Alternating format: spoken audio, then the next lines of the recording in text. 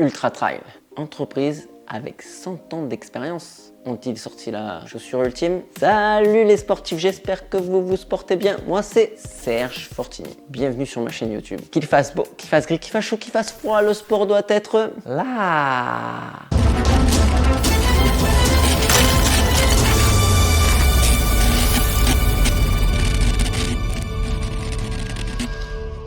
Loa, si ça te dit absolument rien, je t'invite à regarder, hop là, petite vidéo là sur la Situx. Oui, on continue sur la série ATR parce que j'ai reçu les deux modèles, moi j'ai demandé les deux extrêmes pour la course obstacle d'un côté et pour l'Ultra Trail de l'autre. Et waouh, ça a été la belle surprise sur la Situx, ça je te laisse regarder la vidéo. Mais sur la Fortux, est-ce que ça va être pareil? On voit ça immédiatement.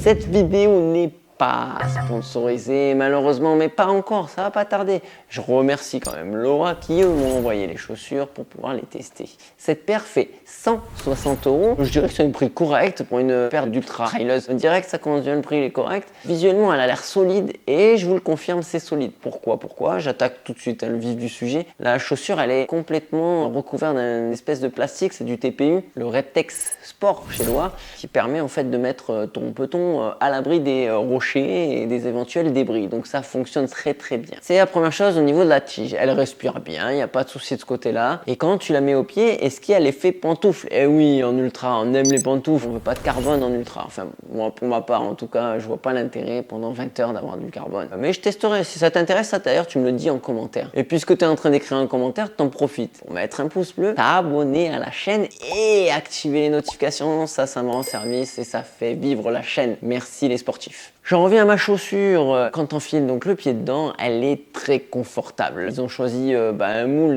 je sais pas comment, mais en tout cas il est bien. Quand je dis il est bien, c'est-à-dire que la Toys Box, il y a beaucoup de place, il n'y a pas de sensation de couture qui frotte et c'est normal parce que en fait la tige est en une seule pièce, donc du coup il n'y a pas de couture, il n'y a pas de frottement supplémentaire. Super bien pensé ça de ce côté-là. Là c'est tout à fait classique, donc bon j'ai bien fait un double nœud parce que c'est un lacet qui tient pas super de ce côté-là. Languette classique légère. Peut-être un poil trop légère pour l'ultra, ça je saurais pas vous dire parce que j'ai pas encore fait 20 heures avec, mais simplement des très grosses sorties. On est sur un poids de 310 grammes, donc pour l'ultra c'est correct, ni trop lourd ni pas assez. On est sur un drop de 6 mm, plutôt minimaliste pour l'ultra, mais moi ça me convient bien. Un petit rocker qui sent mais pas oufissime, qui aide à la foulée, mais qui non plus te fait pas tomber en avant comme sur certaines marques. Ça c'est appréciable. Semelle intérieure confortable, dynamique, il y a du répondant quand tu vas chercher quelque chose. Évidemment, c'est pas la chaussure pour pouvoir aller faire des intermittents ou aller chercher la performance. Ça, c'est le modèle que je disais en introduction, si c'est ça que tu recherches. À l'extérieur de la chaussure, on est sur du Loa Track. Ça fonctionne bien. Et là, je vais être un peu redondant avec la première vidéo de chez Loa. On est en plein été, donc les 3 flaques d'eau qu'il y avait, je les ai prises, il n'y a pas eu de souci. Mais bon, on est sur des terrains vraiment très secs, il fait très chaud en ce moment. Je reviendrai vers vous, je mettrai un commentaire tout simplement sous cette vidéo. Et puis n'hésitez pas aussi à échanger. Si toi dans ton quartier c'est plutôt la pluie, la boue et les terrains gras,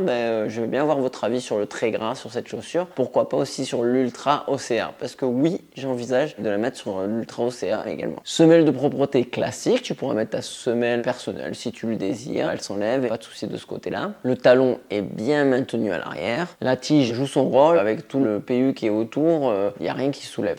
Pas m'étaler beaucoup plus sur ce modèle parce qu'en fait c'est un premier tir de chez Loa au niveau trail et je trouve qu'ils ont une très bonne copie. J'ai franchement pas trouvé beaucoup de défauts. J'ai l'impression qu'ils sont inspirés de beaucoup de choses qui se fait sur le marché et ils ont raison. Ils ont pris le meilleur de chacune des technologies qui puissent exister et puis surtout ils ont profité de leur expérience au niveau de la montagne. C'est 100 ans qu'ils ont derrière eux. On le sent. Il n'y a pas photo. J'ai testé que 2 modèles. J'ai bien envie de tester même le troisième. Il y a un intermédiaire qui fait un peu tout parce que franchement ils ont rendu une belle copie. Ça sent bon pour les années à venir, les saisons prochaines. Je pense qu'ils vont performer parce qu'ils ont fait une belle prise de risque, je dirais, parce que arriver dans un marché déjà établi comme ça, où c'est un peu la guerre, c'est une belle réussite. Voilà, je leur souhaite une belle continuation. Et si vous avez des questions, ça se passe en commentaire.